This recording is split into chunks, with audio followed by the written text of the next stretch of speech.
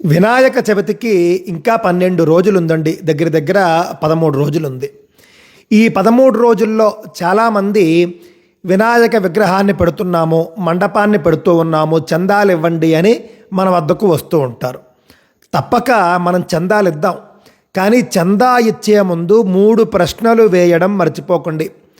ముందుగా వినాయకుడు ఎక్కడ పెడుతున్నారు అనేది తెలుసుకోండి. వినాయకుడిని ఎక్కడ పెడుతున్నారు అనేది తెలుసుకోండి. మేము వస్తాము అని చెప్పండి. ఆ తరువాత మీరు పెట్టేటటువంటి వినాయకుడు శాస్త్రీయమైన వినాయకుడేనా అని అడగండి. ఎందుకు అనంటే చాలామంది సినిమా వినాయకుళ్ళు, క్రికెట్ వినాయకుళ్ళు రకరకాలుగా పిచ్చి పిచ్చిగా వెర్రిగా పెడుతూ ఉంటారండి. పౌరాణిక వినాయకుడిని కాకుండా ఇష్టానుసారము వినాయకుళ్లను కనుక పెడితే మేము చందా ఇవ్వము అని చెప్పండి. శాస్త్రీయ వినాయకుడిని పెడితేనే ఇస్తామని చెప్పండి.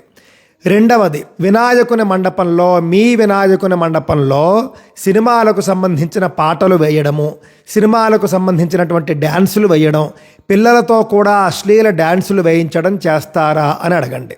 చేయము అంటేనే చందా ఇవ్వండి. ఇక మూడవది, మీరు పెడుతూ ఉన్నటువంటి వినాయకుడి మండపంలో తాగి తందనాలాడే బ్యాచులు ఉంటారా అది కూడా తెలుసుకోండి.